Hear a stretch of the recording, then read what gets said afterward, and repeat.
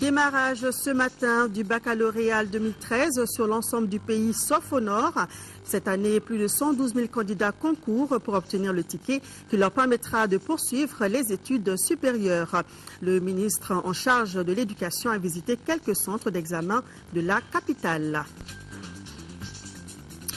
Préparatif des élections 2013, les 1682 personnes chargées de la distribution des cartes Nina à Bamako bénéficieront d'une formation cette semaine pour une bonne utilisation du matériel électoral qui vient justement d'être réceptionné. Matériel composé d'urnes, d'isoloirs et de cartes Nina. La campagne agricole 2013-2014 a été lancée ce matin à Baguineda. L'office du périmètre irrigué de Baguineda espère atteindre les 18 000 tonnes de céréales cette année en misant notamment sur la fertilisation des sols et la formation des producteurs. Mardi 11 juin, Madame, Monsieur, bonsoir et bienvenue. Les examens scolaires de fin d'année sont entrés ce matin dans leur troisième phase avec le baccalauréat malien. Excepté les candidats des régions du Nord, tous les candidats inscrits ont pris d'assaut les salles d'examen ce matin. À Bamako, le ministre de l'Éducation, de l'Alphabétisation et de la Promotion des langues nationales a visité 4 centres pour s'enquérir des conditions de déroulement des épreuves. Visite suivie pour nous par Nando Dambélé.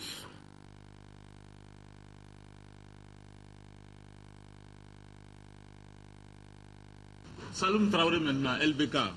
112 503 candidats, 216 centres répartis en 4 238 salles d'examen pour 8 476 surveillants, 52 544 candidats pour le district de Bamako. Voilà le baccalauréat 2013-2014 en chiffres. Un examen qui a démarré ce matin à 8 h, toutes séries confondues, en présence du ministre des tutelles, accompagné des autorités administratives et politiques du district de Bamako. Le constat qui se dégage, c'est que les examens, à l'instar de l'année scolaire, se déroulent normalement et à notre grande satisfaction. Parce que il y a beaucoup de rumeurs. Quand on organise les examens, les gens se prêtent à faire courir des rumeurs. Et nous savons très bien le travail que nous avons fait au niveau des directions centrales. Nous avons pris des dispositions de façon à minimiser absolument les fuites. C'est au centre du lycée Mamadou Mbotch de Sébenikoro que le ministre a ouvert solennellement l'enveloppe contenant les épreuves. Par rapport aux rumeurs qui font état de fuite des épreuves du diplôme d'études fondamentales d'EF, le ministre Bokar Moussa Diarra rassure. Il n'y en a pas eu jusqu'à ce matin. Contrairement à certaines allégations, ça n'a aucun fondement. Et les examens se font à diverses étapes. Au niveau central, les dispositions, comme j'ai dit, ont été prises pour minimiser au maximum ces fraudes. Mais les examens se prolongent et se déroulent dans des centres d'examen avec d'autres acteurs. Nous avons élaboré des consignes que nous avons fait passer au niveau de tous les centres d'examen. Parce qu'il suffit simplement qu'après l'ouverture des enveloppes, que par mégarde ou imprudence d'un surveillant, et qu'une épreuve sorte du centre, immédiatement c'est démultiplié dans les cyber et on dit il y a fuite, il n'y a pas de fuite. Contrairement à leurs camarades des autres régions, les candidats des régions du nord du pays subiront leurs épreuves dans les prochains jours.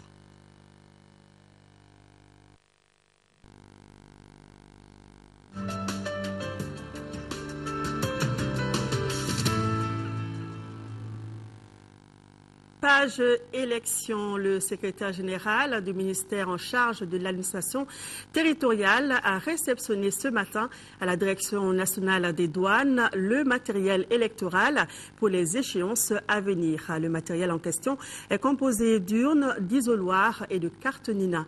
C'était en présence des représentants de la CENI, de la DGE et de la presse. Agibou Koulibaly.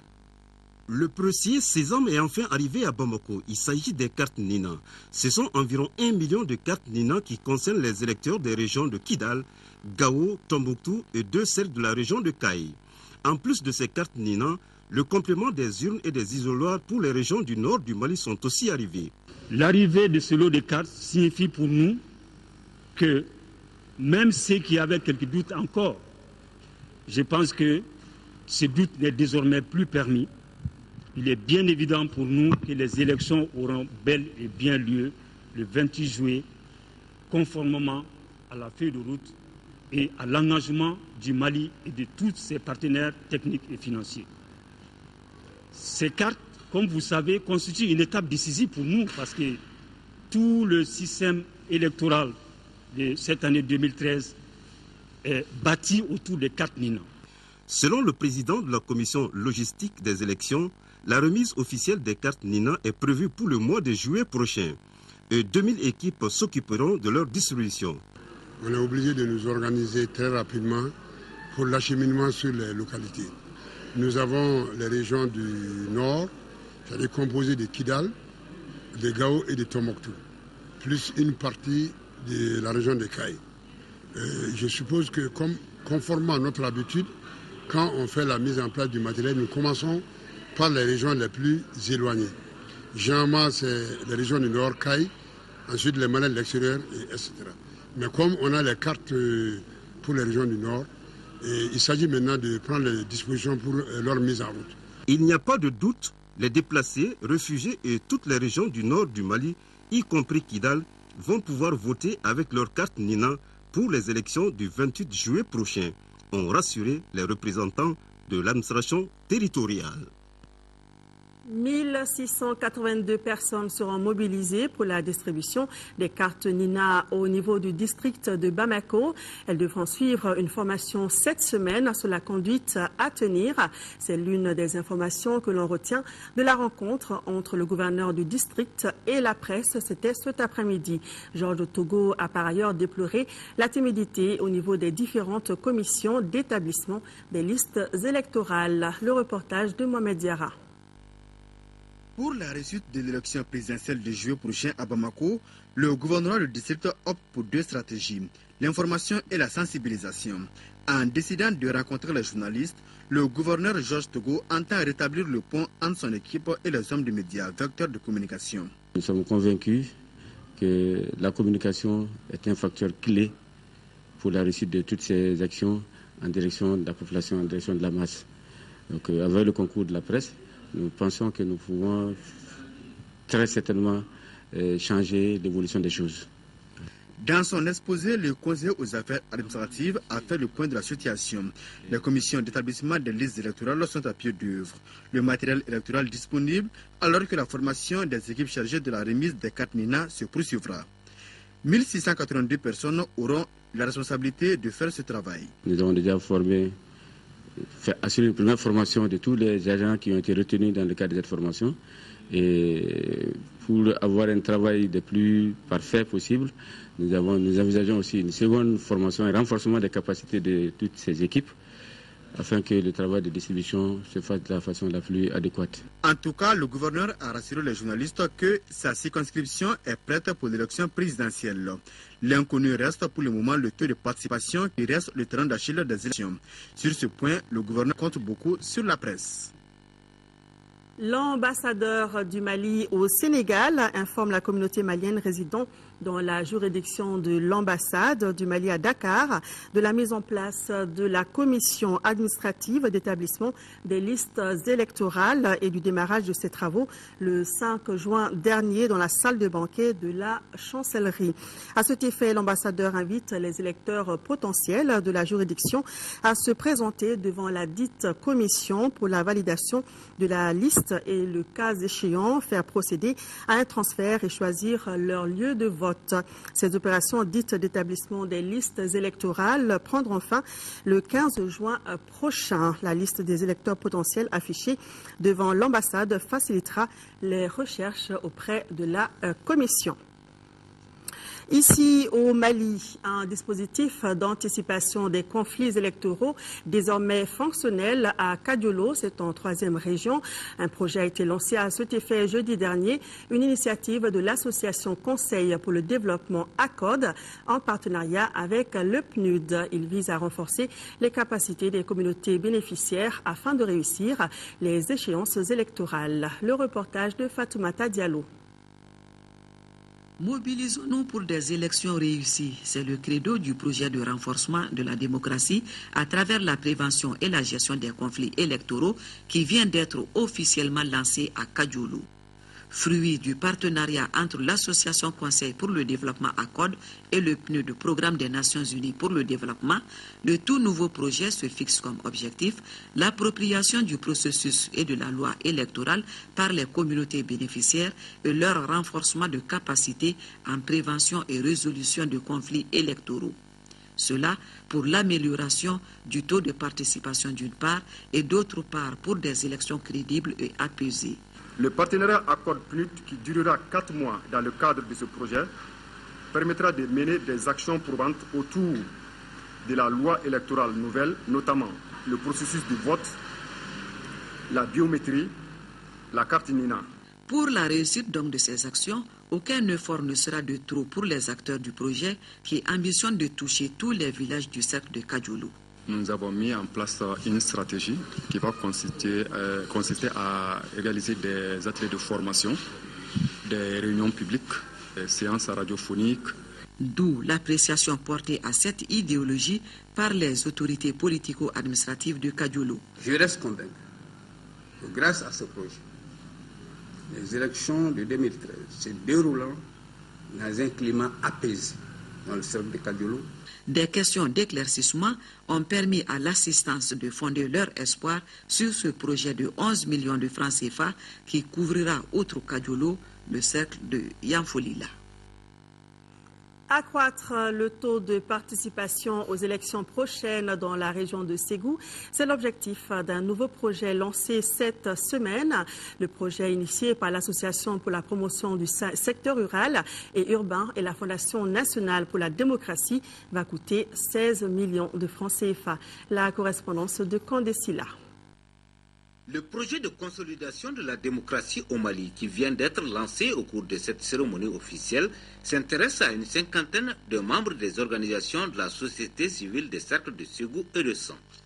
Cette initiative de l'ONG APS-RU, Association pour la promotion du secteur rural et urbain, en partenariat avec la Fondation nationale pour la démocratie, vise à l'orée des élections à initier des activités de formation et de sensibilisation à l'intention des 10 organisations pour une participation positive à ces élections. Il s'agira aussi d'organiser un séminaire régional pour mettre ensemble des acteurs de la société civile, des acteurs impliqués dans les processus des élections pour analyser et voir les pertinences du faible taux de participation des citoyens aux élections. Aussi, une décentralisation forte passe par une société civile apte à participer aux actions de gouvernance. En se fixant aujourd'hui comme objectif d'appuyer la consolidation de la démocratie au Mali, l'ONG APS-RU et son partenaire américain démontrent ainsi leur réelle volonté d'accompagner le gouvernement malien pour un développement harmonieux, gage d'une paix durable. Le coût de ce projet qui dure 9 mois est estimé à 16 millions de francs CFA. On note enfin que l'ONG APS-RU, qui couvre 5 des 7 cercles de la région, intervient dans des domaines divers comme la gouvernance locale et l'émergence des femmes et des jeunes.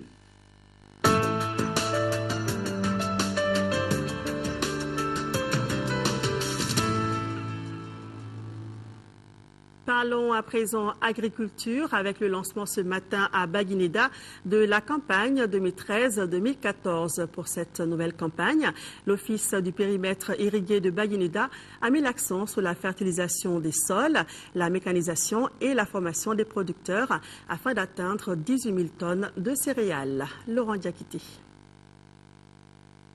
L'office du périmètre irrigué de Baguida, c'est 19 700 hectares répartis en 2 zones. Une zone irrigable de 4 700 hectares, dont 2 700 aménagés à maîtrise totale de l'eau et l'autre exondé de plus de 15 000 hectares occupés par les cultures sèches. Pour la campagne 2013-2014, l'OPIB a pris toutes les dispositions par rapport à la fertilisation des sols, la mécanisation et la formation. L'objectif essentiel de la campagne, c'est de produire environ 18 000 tonnes de céréales sèches, soit environ une augmentation de 3 à 5% par rapport à l'année dernière. Par rapport à cela, il faut mettre un accent particulier sur la fertilisation. Alors, par rapport à la fertilisation, il y a l'accès à l'engrais. Le gouvernement a déjà pris des dispositions pour que la subvention demeure. Donc le sac d'engrais coûtera encore cette année 12 500 francs CFA. C'est donc parti pour la campagne agricole 2013-2014 à l'OPIB qui a reçu samedi dernier la visite du ministre de l'Agriculture, visite au cours de laquelle Baba Berté a évoqué les atouts dont dispose l'OPIB pour la promotion du développement agricole au Mali. Et pour booster notre économie, le conseil d'administration du Fonds monétaire international FMI a approuvé un décaissement des montants d'environ 15 millions de dollars américains en faveur du Mali au titre de la facilité du crédit rapide FCR. Le décaissement aidera les autorités à faciliter leurs besoins urgents de financement de la balance des paiements, appuiera leur programme économique pour 2013 et contribuera à la reprise des relations avec les bailleurs de fonds pendant la transition vers un nouveau gouvernement élu. La FCR permet d'apporter rapidement une aide financière concessionnelle assortie d'une conditionnalité limitée aux pays à faible revenu qui se heurtent à un problème immédiat de balance des paramètres des paiements plutôt. Après les débats du conseil d'administration sur le Mali, M. Min Zou, directeur général adjoint et président par intérim, a déclaré que l'économie malienne sort d'une récession due à la crise sécuritaire et politique de 2012 et que l'adoption de la feuille de route qui mènera aux élections présidentielles et parlementaires, le rétablissement du contrôle de l'État sur l'ensemble du territoire avec l'aide d'une intervention militaire étrangère et le retour de l'aide des bailleurs de fonds ouvre la voie à une reprise de la croissance.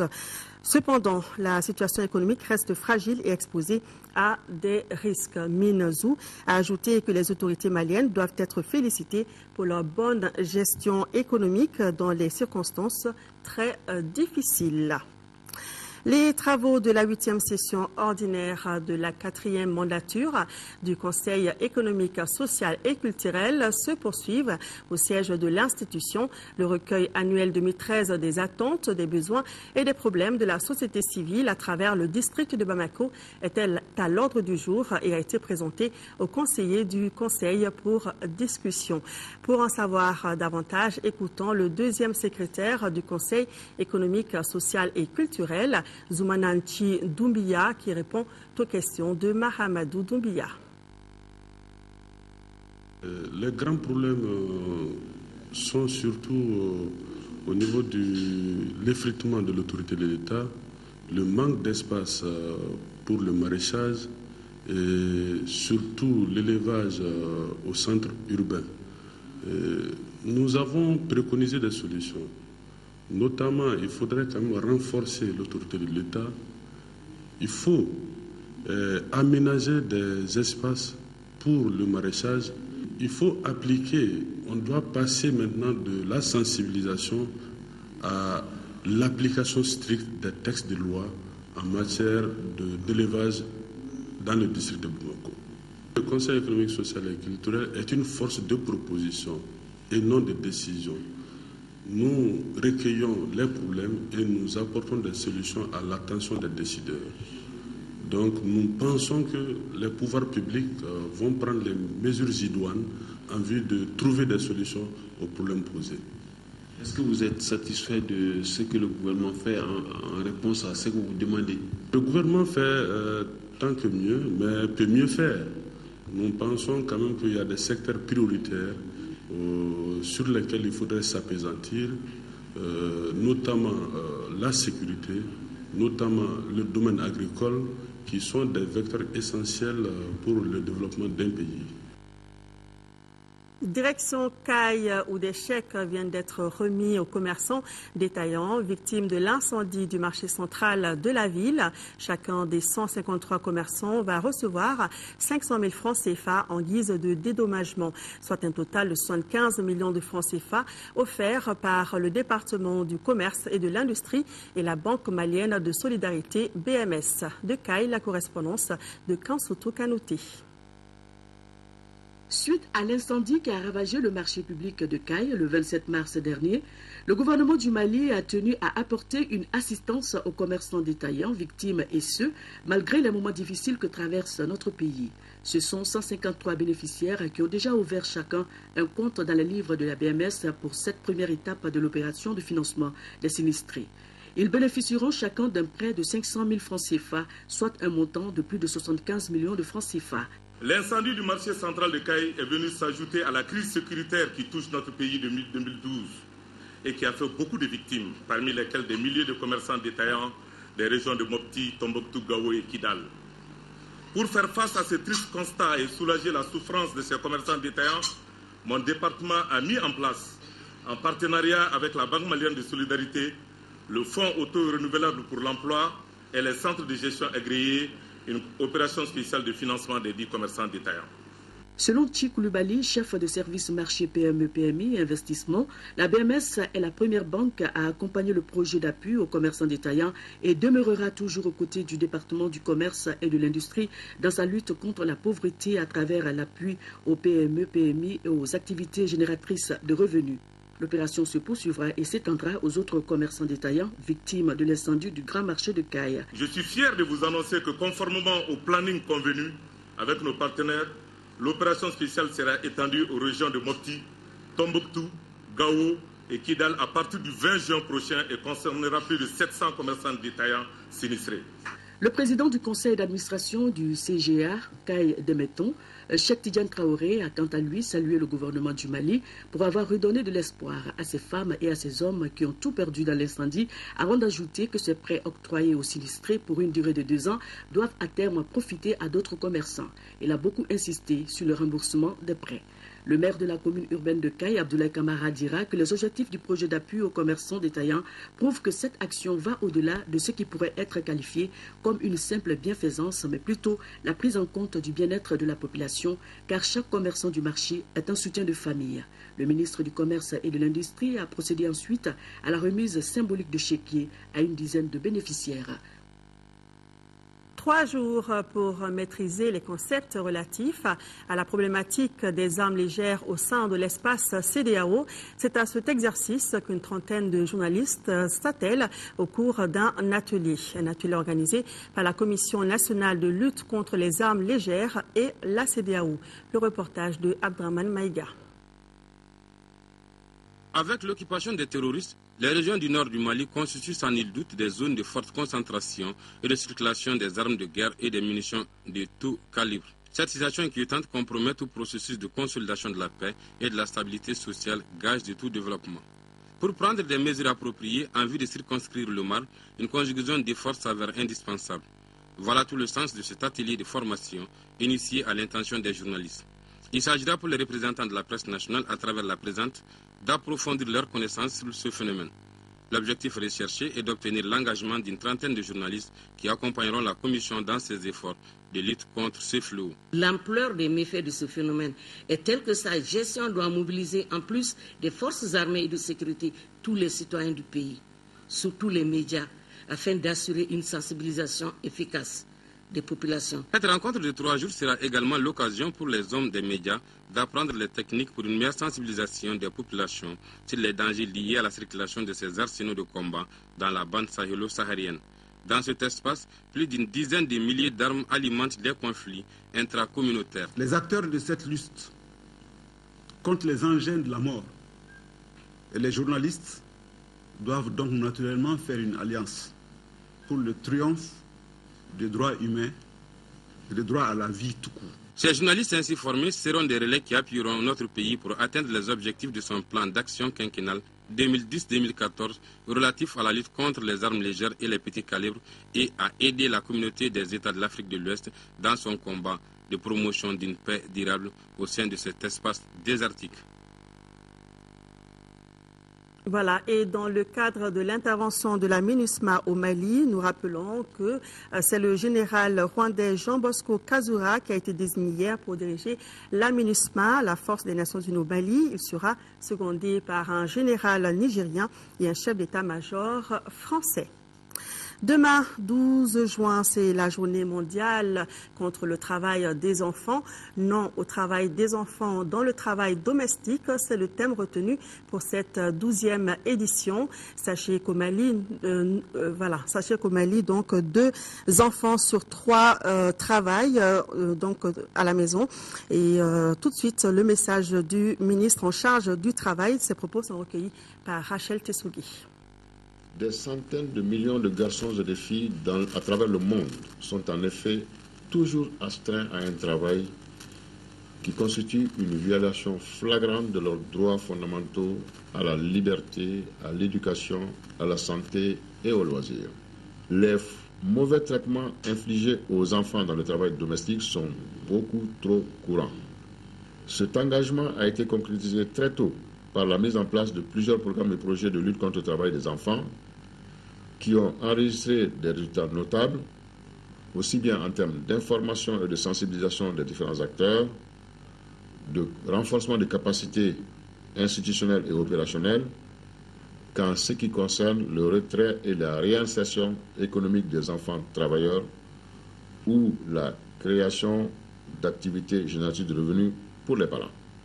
À cet égard, le gouvernement entreprendra des mesures pour évaluer avec plus d'exactitude la situation de ces enfants et revoir nos plans, programmes et projets en vue de les adapter à ce contexte particulièrement difficile pour ces enfants. Le gouvernement vient d'adopter un projet de code du travail pour porter l'âge minimum d'accès à l'emploi de 14 à 15 ans, conformément aux normes internationales auxquelles il a souscrit. Voilà, à l'instant, le ministre en charge du travail qui nous livrait son message à l'occasion de la journée mondiale contre le travail des enfants célébrée demain. En prélude au colloque sur la justice transitionnelle prévu du 17 au 19 juin prochain, les membres de la famille judiciaire sont en conclave sur le sujet. Cette journée d'échange permettra aux participants de comprendre le lien entre la justice classique et la justice transitionnelle. Mamouro Sidibé nous en dit plus. Cette journée d'information et d'échange avec les magistrats, les officiers de police judiciaire, les acteurs de la chaîne pénale, les ordres professionnels de la justice se classent dans le registre des activités préparatoires du colloque sur la justice transitionnelle. Organisé par le ministère de la Justice, il s'agit pour les participants de s'approprier le concept de justice transitionnelle et susciter la réflexion sur la mise en place des mécanismes et instruments de la justice transitionnelle. Il faut que chaque pays, dont le Mali, définira sa propre marche à suivre dans ce domaine. Mais le fait de pouvoir prendre connaissance de ce qu'ont été les expériences des autres pays, avec parfois des succès, parfois des échecs, est un avantage énorme pour le Mali, qui est sur le point de définir sa propre conduite dans ce domaine. À travers un film documentaire, les participants ont compris que la justice transitionnelle s'impose de plus en plus comme un mécanisme de règlement pacifique des conflits. Dans plusieurs pays du monde, qu'il s'agisse de la transition guerre-paix ou d'un régime autoritaire ou dictatorial à la démocratie, le concept de justice transitionnelle s'est imposé comme une étape nécessaire pour passer d'un passé divisé à un avenir partagé selon la définition du Centre international pour la justice transitionnelle. Cette journée permettra aux acteurs de la justice de mieux comprendre le lien entre la justice classique et la justice transitionnelle en vue de proposer au colloque un modèle de justice transitionnelle conforme aux besoins de justice et de paix du peuple malien. Le ministre de l'administration territoriale, de la décentralisation et de l'aménagement du territoire et le ministre des Affaires religieuses et du culte, sur la base de la délibération de la Commission nationale d'observation de la Lune chargée de la fixation des dates officielles des fêtes musulmanes et du début du mois de Ramadan, informe la communauté musulmane que le mois lunaire Chaban ou Sunkalo Makonon a débuté au Mali ce mardi 11 juin. Solidarité en 5e région, après les populations de Kona, c'est au tour de celle de Mopti de bénéficier de l'aide de l'ONG humanitaire Direct Aid. Plus de 31 tonnes de vivres distribuées pour 17 millions de francs CFA. Mahamar Ibrahim Touré. Cette distribution de 31 tonnes de sang de vivres aux populations de Mopti, composée de riz, huile, lait en poudre, sucre et maïs, s'inscrit dans le cadre de la 3e phase du programme de secours d'appui aux familles déplacées du Nord, initié par l'ONG humanitaire Direct Aid, Agence des musulmans d'Afrique, Bureau du Mali. C'est une mission obligatoire pour nous tous en ce moment crucial de l'histoire du pays et nous, en tant qu'ONG humanitaire, s'engagent à tout faire ce qui est de notre pouvoir afin de contribuer à l'apaisement de la souffrance de ceux qui sont directement touchés par cette crise. Direct Aid, Agence des musulmans d'Afrique, prend pour la continuité des projets humanitaires mis en place il y a 30 ans. Toute chose que les autorités régionales de Mopti apprécient à sa juste valeur. Cette solidarité a comme aboutissement le rétablissement de la paix et de la tranquillité. Et c'est ce que l'Agence des musulmans d'Afrique a compris et a apporté aux populations déplacées des régions du Nord en situation difficile, en apportant cet appui alimentaire pour les soulager dans leurs souffrances quotidiennes. Parmi les actions menées par l'ONG Agence des musulmans d'Afrique, on peut noter la construction de centres socio-éducatifs, les universités et écoles en faveur des parents démunis, veuves et orphelins. À Gao, les malades du sida sous antirétroviraux restés sur place viennent de bénéficier d'un appui alimentaire de 13 tonnes du Haut Conseil régional de lutte contre la maladie, de quoi améliorer leurs conditions de vie. Drissa Koni. Les 1000 familles bénéficiaires des bons d'alimentation sont issues des quartiers de Sosokouira, d'Al-Djanabadja et du Château. De mai à août 2013, chaque famille recevra un kit d'achat de 40 000 francs CFA. Cette aide vient à point nommé. Je suis très contente de recevoir ce bon parce que vraiment je suis dans la nécessité. Ce bon est venu au moment opportun. On avait faim, on n'avait pas les moyens. Donc nous remercions Oxfam qui nous a vraiment apporté ce bon. Cet appui financier vient s'ajouter à d'autres projets déjà existants à Gao. Il permettra aux familles affectées par le conflit armé de subvenir à leurs besoins vitaux, surtout avec la flambée des prix des denrées de première nécessité à Gao. Oxfam est conscient que les besoins sont partout, aussi bien dans les villes que dans les villages. C'est pour satisfaire un tant soit peu aussi bien les populations rurales que les populations urbaines que ce projet est initié dans la commune de Gao. Cette action d'Oxfam Gao s'inscrit en droite ligne des préoccupations des autorités régionales de Gao. Il s'agit de l'accessibilité à la nourriture aux femmes et aux enfants. Comme son nom l'indique, il s'agit de distribuer des carnets contenant des bons de valeur monétaire différents afin de les échanger contre les produits alimentaires auprès de commerçants préalablement identifiés.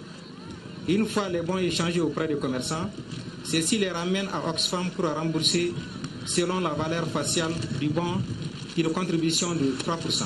Ce projet d'un montant de 160 millions de francs CFA a été possible grâce à l'appui financier de l'Agence suédoise pour le développement international SIDA. Depuis le 31 mars 2012, les populations de Gao n'avaient pas accès à la carte d'identité nationale. Il fallait se déplacer à Mopti, à plus de 500 km pour en avoir une. Maintenant, c'est du passé puisque la carte est à nouveau disponible sur place, délivrée par le commissariat de police de Gao au grand bonheur des populations. Retrouvons Drissa Kodi. Jamais la demande de pièces d'identité n'a connu autant d'affluence à Gao. Dès 4 heures du matin, les usagers prennent d'assaut le commissariat de police de la ville. Chacun veut se procurer la carte nationale de son pays, le Mali. Une véritable joie pour les uns qui ont été contraints de se débarrasser de toutes pièces maliennes par le MNLA et pour d'autres à cause de l'expiration de la date de validité ou la perte de cette pièce précieuse. Je suis fonctionnaire. Et je ne dois pas rester sans carte d'identité parce que le Mali, là, je ne l'abandonne jamais pour une autre chose. C'est avec fierté et avec soulagement qu'aujourd'hui je viens chercher ma nouvelle carte d'identité et que je suis très content de la reconquête des régions nord du Mali. On dit vive à l'armée malienne, vive à l'AMISMA, vive à l'armée française. Les agents de la section identité présents à 6 heures sont déterminés à servir ces populations meurtries malgré les conditions de travail difficiles. On travaille dans toutes les difficultés parce qu'il n'y a pas de courant. Bon, on se débrouille avec les gens comme ça. Compte tenu de la situation, il y a beaucoup de gens qui demandent des cartes. On a beaucoup de demandes. Au départ, on a commencé 25, mais maintenant on va jusqu'à 100 et quelques. Du début des opérations à nos jours, les cartes n'ont pas manqué. Nous arrivons à satisfaire tant soit peu ceux qui viennent. Le prix, c'est le prix normal, il y a 1000 francs de reçu, et puis le prix des timbres. C'est ça le prix d'établissement de la carte d'identité. On a souvent des problèmes de timbre parce que pour le moment, les impôts ne sont pas là. Donc, c'est des gens qui achètent à Bamako pour venir vendre ici. Donc ça, c'est ça la difficulté. Toutes les activités se déroulent sous l'œil vigilant d'une brigade spécialisée de la police qui mène un contrôle minutieux avant tout octroi des cartes. Retour à Bamako avec la signature hier de la convention collective du secteur pharmaceutique privé du Mali. Le document a été signé par le ministre du Travail, de la fonction publique et des relations avec les institutions. La dite convention revalorise les conditions de travail et de vie des employés en pharmacie privée. Adama Kodjo. Les employés en pharmacie privée peuvent désormais pousser un ouf de soulagement. La convention collective visant à améliorer leurs conditions de vie et de travail vient d'être signée par le ministre du Travail, de la fonction publique et des relations avec les institutions. Le document accorde un certain nombre d'avantages aux employés ainsi qu'aux employeurs dans le domaine pharmaceutique. Une prise en compte des honoraires du pharmacien remplaçant et du pharmacien assistant aidant ainsi à parachever le statut de l'assistanat. Des avantages accordés aux employeurs avec une meilleure définition du cadre de collaboration pour une meilleure motivation au sein de l'entreprise.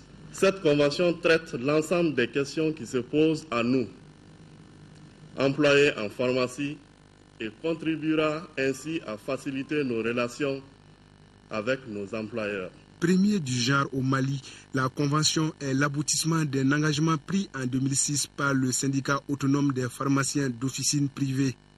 Une bonne prise en charge des patients exige aussi une bonne maîtrise de son travail, d'où la nécessité d'une formation continue.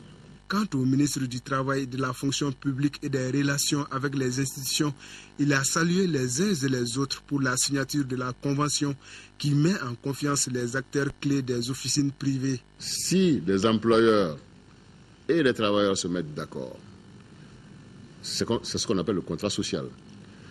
Lorsqu'ils le matérialisent à travers des documents écrits et des actes juridiques comme une convention, eh bien le ministre du Travail est un homme heureux parce que les relations sont clairement définies, les droits et les obligations de tout un chacun sont définis et le cadre du dialogue social est clairement établi.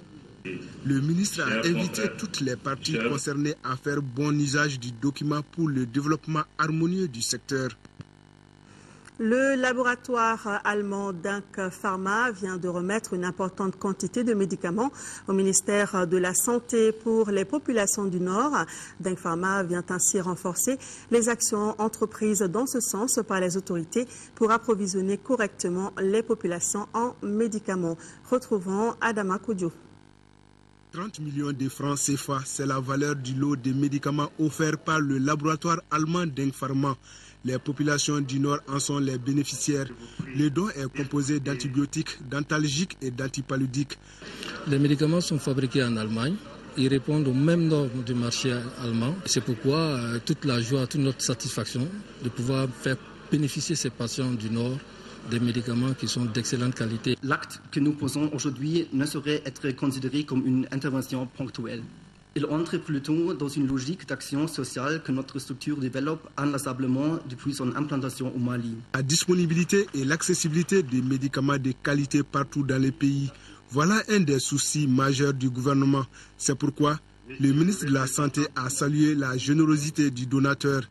Il s'agit de la toute première action d'une industrie pharmaceutique étrangère qui, dans une dynamique de renforcement de son intervention dans notre pays, s'est engagée à nous accompagner dans la prise en charge de nos problèmes de santé dans le contexte de crise que nous vivons. Le ministre Makadji a également magnifié les relations entre Berlin et Bamako. Auparavant, il avait promis une utilisation judicieuse des médicaments par les services de santé au bénéfice des destinataires. L'Ordre national des experts comptables et des comptables agréés du Mali a tenu ce matin son assemblée générale, occasion pour l'Ordre d'organiser une conférence débat sur le thème « Experts comptables et développement de l'économie ». C'était pour permettre aux experts comptables de faire l'état des lieux de leur organisation et de la gouvernance au Mali. Reportage de Nando Dambélé. L'Ordre national des experts comptables et comptables agréés du Mali a vu le jour en 1987. À 26 ans, beaucoup d'eau a coulé sous le pont. 26 ans est un âge mature et il nous appartient tous ensemble de consolider les acquis et de trouver les meilleurs mécanismes pour développer la profession afin de la rendre plus utile à l'économie. Couplée avec la journée africaine de la comptabilité, cette assemblée générale est placée sous les signes du développement et de l'intégration, d'où le choix du thème « Comptabilité et développement de l'économie ». Si nous voulons rompre ces cycles infernaux, il n'y a pas mieux que l'avènement d'un pouvoir politique fort, dirigé par des hommes et des femmes au comportement exemplaire, capables de rompre avec les pratiques antérieures. C'est une condition sine qua non. Tout en saluant les efforts de renforcement des capacités des structures de contrôle des finances publiques et la mise en place d'une stratégie nationale de contrôle interne, l'Ordre fait de la lutte contre la corruption et la délinquance financière son cheval de bataille. En ce moment, plus que jamais, notre pays a besoin de soutien de la profession comptable. La première assemblée générale que vous allez tenir se situe à un moment où l'arrêté portant un règlement général de l'Ordre national des experts comptables et comptables agréés du Mali a été enfin signé. Au terme de cette assemblée, l'Ordre demande l'adhésion du Mali à la Fédération internationale des comptables et la création d'un centre de formation de futurs experts comptables, auditeurs internes, contrôleurs de gestion comptable. Un mot de sport football, championnat national de Ligue 1. 2 matchs ont été disputés hier au compte de la 25e journée. Le CSK a battu le COB par 3-1. Les 11 créateurs de Nyarela, quant à eux, ont été battus 1-0 par le CS Dougoulofila. Le résumé des deux rencontres avec Siragatou Sissi. Le CS Dougoulofila est arrivé à Bamako la peur au ventre. L'équipe a besoin de victoires face aux 11 créateurs de Nyarela pour consolider définitivement son maintien dans l'élite.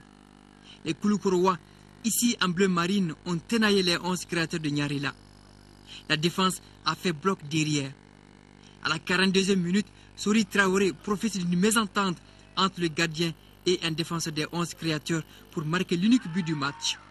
Un succès salvateur pour le CS Dougoulofila, 7e 34 points à 5 journées de la fin de la saison. Les 11 créateurs de Nyarela, 5e 39 points, traversent actuellement une mauvaise passe.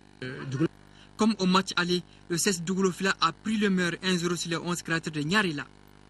Le second rendez-vous, CSK-COB, avait un double enjeu pour les deux équipes. Le CSK cherche à rester en Ligue 1, tandis que le COB est en course pour la deuxième place. Le match a été tactiquement gagné par les centristes. Le COB a même ouvert le score à la 20e minute par Sidi M. Keita, suite à une erreur monumentale du gardien Alassane Diallo. Le CSK reprend assez vite ses esprits. Le jeune Bouye Kanté, d'un centre millimétré, permet à Mohamed Keita d'égaliser à la 30e minute. Le COB subit la foudre des jeunes centristes. Juste à la mi-temps, Mamadou Diawara transforme un penalty. 2-1.